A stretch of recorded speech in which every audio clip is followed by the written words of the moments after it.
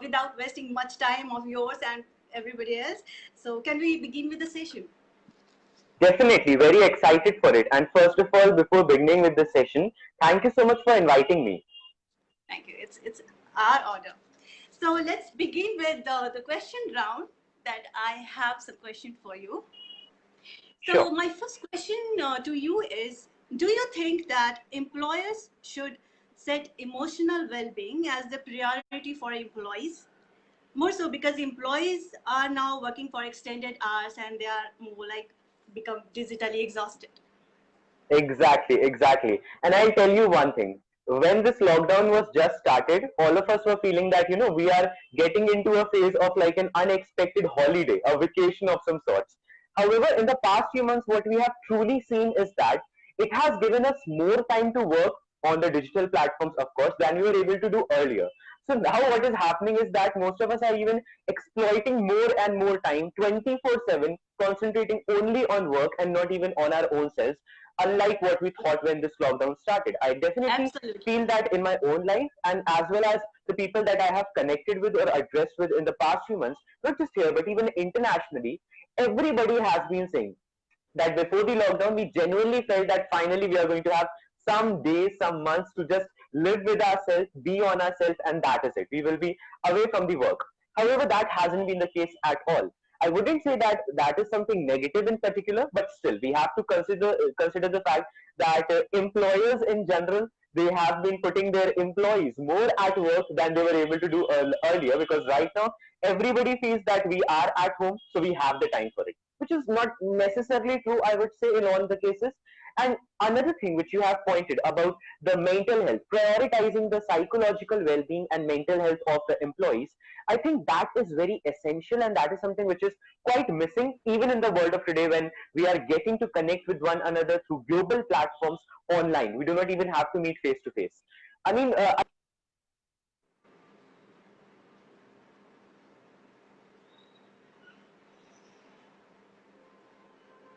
employees from a certain firm or something like that, and they told me after the session, of course, when the students and these employees come and message me, with their queries and questions. So some of them came and messaged me regarding the fact that, the practices which you have told us about, the kind of exercises, the psychological well-being exercises, the, let's say, the self-analysis or introspection exercises that you have talked about, they are wonderful, they do help. But tell us honestly that when our employers don't even enable us to practice them, when they don't even provide us with the platforms to do that on regular basis during the work hours, during the work periods, then how can we even invest the time in them on our own? When the people above us are not enabling us to do it, then how can we do it on our own? So I think it always goes from top to bottom when we are talking about improving the mental health, especially at workplaces. We need to understand that it goes from top to bottom. You cannot just imagine that just because we have a bunch of youngsters coming up in the workplace, of course they are going to be very fresh, they are going to be very happy and enthusiastic all the time. That is not the case. Even with the So youngest true. of bunch, you will have to, in some way or the other, psychologically push them, motivate them, and keep them enthusiastic. You will have to take care of their mental health for sure. Absolutely. I'm very much imbued over your views and all. Yes, my moving further, my second question to you is, how can companies or employers can strengthen emotional immunity of employees All and right. their team, of course? So I tell you, yes, I tell you one thing very honestly. I'm 18 years old, but at no point of time I feel that my age has ever been a point because of which I'm not able to clearly see how the psychological well-being or the mental health of a person works.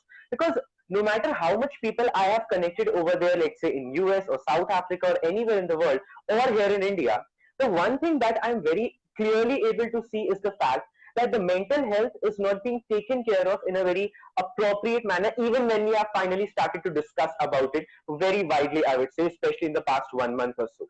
Now, how do we do that? How do we truly work upon improving the mental health of a person is a question of the hour that we definitely need to focus on for sure, especially when we talk about the young employees, or let's say the freshers in a company or workplaces. Firstly, we need to start working upon those practices, those exercises, those discussions which focus on self-analysis, introspection, personality assessment, as well as enhancement. Because until and unless we are not inspiring our employees to focus on their mental health discussions, focus on their mental health improvement, and most importantly, I would say self analysis and introspection, we cannot even think of, let's say, a global level development of the country or the company or anything at all. We need to start with the basics. We need to start with the roots of everything, and that begins with each and every employee's own self, with them analyzing and we can say introspecting their own selves. What are they good at? What are they bad at? What are their actual strengths and weaknesses with which they can contribute or perhaps even harm the company that they are a part of? So they need to be openly talked about. That is something which we cannot miss out on just because the workload is too much. Secondly, I would say that the employers need to focus more on progress rather than perfection every day. Like, of course, when you are talking about a company or a venture, perfection is something that should be the final aim, but it shouldn't be the aim for every day. Because when you are only forcing your employees to achieve perfection, to only strive for perfection, trust me, it is only going to build up a sense of anxiety and we can say restlessness in the mind of those employees who might not be able to keep up with the pace of the company or the fellow employees over there who are able to do something great. So we need to speak about the fact that perfection is not something that we need to strive for every day.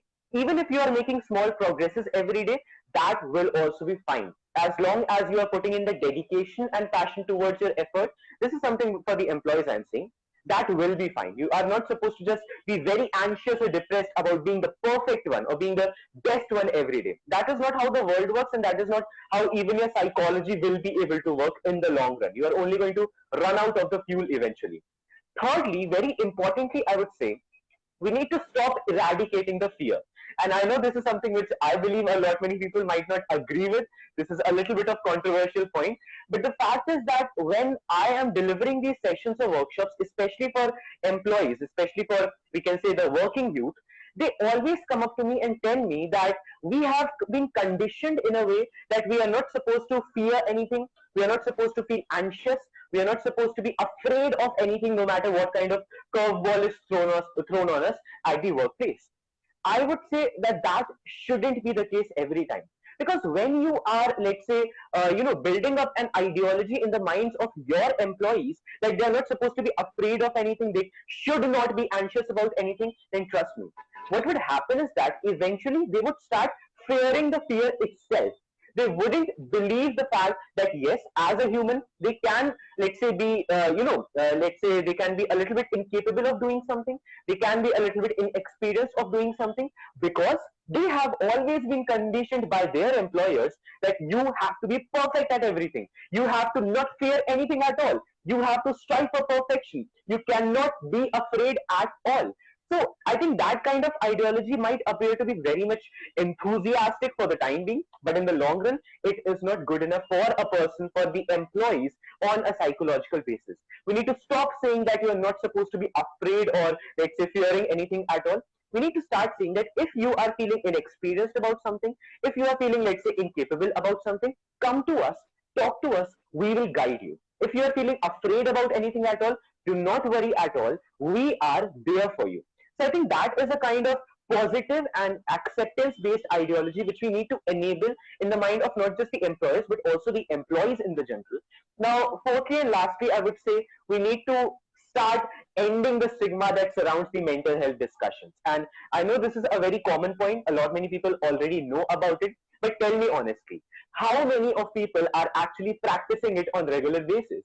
That is the point. The theoretical information that I'm going to quote over here would be of no use at all. I'm telling you very honestly, if the people who are listening to me right now, they do not practically implement it.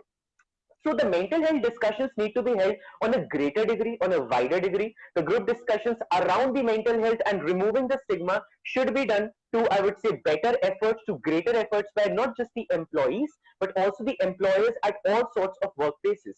We need to understand that irrespective of where we are coming from, irrespective of what kind of workplace we are at, there is something called the mental health, there is something called the psychological well-being that cannot be compromised at all, no matter where your employees are working. And even for, I would say, counselors who are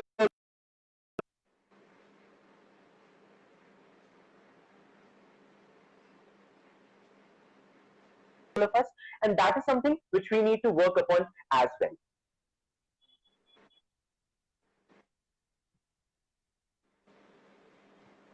Very well said, Yash. I was about to say, when I use the term mental well being, people take it very differently. When I quote the term emotional well being, then people start taking Yeah, it somehow positive. So maybe it's the time we can use and spread the word in a more positive way, so that people can analyze it better and take it better. Because exactly. the And moment I you mean, I would say like to, mental I would like, counseling, the people take it very yeah, negatively. They take it like a stigma exactly, kind of thing. But when you say you need one emotional well-being counseling, emotional wellness is it's an important sphere of the wellness dimension. It's one of the very important part of the wellness. So then people take it in a positive way. And one more thing, you mentioned about people need to do, an individual need to do SWOT analysis. They need to analysis of themselves first, and then they can always go and approach to their team. If I say on the workplace, an individual can, or an employee can go and share his or her problems or anxiety or something that is creating some stress kind of things, then HR are the real heroes that can drive them well, or they can assist their employees exactly, very well. exactly, exactly. So, moving ahead with my next question, Yash. Uh, Emotional well-being is an important chapter for work productivity and business growth. I want to know your views, your opinion on that. How Absolutely. important Like it is. correlating my first two answers so far, I definitely believe that until and unless your employees are emotionally well, until and unless they have a sense of psychological well-being over here in the mind, they wouldn't be able to practically work or even, present any actual result, present any actual benefits to your company, to your venture, to your workplace in general out there in the world. So it always begins within here, and then it translates into out there. You need to understand that there is a direct relation. Until and unless you are not strong over here, you will not be able to practically work over there. So, in order to get the results from the world outside, you need to start working on what is within. And what is within exactly? Your emotional well being, your psychological well being, your mental health. And like a very beautiful point which you quoted earlier, that when we talk about all these discussions, all these topics as the mental health discussion, people have a little bit of stigma still, no matter how much widely we are finally discussing about it. But when we start calling it the emotional well-being, there is like a whole different scenario which builds up in the mind of the listeners. So this is something which we need to acknowledge, that different sections of the society, different, I would say, age groups of the society as well, they have different ways of understanding and, I would say, perceiving the topics that we are discussing about. For example, we have the cross generational gap between different generations that are working at a single workplace. Like I was delivering this, I was a panelist at one of the international summit which was organized by Gen Z all the way in US, and we had like panelists from all the way around the world, like UK, Iran, we had Canada, Congo, and all these countries, and all of the people presented one common point, that a great issue that we are facing at workplaces is the fact that we have different ways of understanding and communicating about the basic topics that our work is based upon. Whether we talk about the mental health, or we talk about our work in general, or we talk about our lives in general, a younger generation might aim to process it and talk about it in a different way as compared to how, let's say, the baby boomers or the elder generations would. So we need to understand that there is definitely a huge cross generational gap, and that communication gap needs to be bridged. And it can only be bridged, the way in which we discuss about all these topics, it can only be bridged when we start understanding one another, when we start acknowledging that difference and not just stigmatizing that difference all of the time. We need to appreciate the fact that we have our unique differences in different, we can say, walks of life or different age groups, and that only makes us unique. That the collaboration of the all only makes us unique. It is not something that we need to be afraid about. It is something that we need to strive for. So I think the ideology of collaborating with people around you, no matter how different they might be from you, it also contributes a great deal to your emotional well-being, because then you know that yes, no matter how different all of us individually are, collectively we are working towards one goal. And that goal is also dependent on our collective emotional well-being. So that collectiveness, that collaboration at workplaces, I believe, is also a very essential part of developing and building the emotional well-being of the persons. Uh, very nice inputs you have shared with us. Actually, Yash, I just want to add it. I was going through some surveys and studies, and I have found that people who believe in collaboration and interactions, and those people who are very social, they have naturally their emotional they boost their emotional well-being themselves. So Exactly. they are, their science-backed studies, they are available. And you have very beautifully added and shared your views on that, so I'm totally agreed with you. Okay, so this was the end of the round one, and Sure. I have come up with few fun questions with you. All right. Sure. These are the fun interaction, but I just want to know your views, your psychology behind what you think. So this round is all about. I'll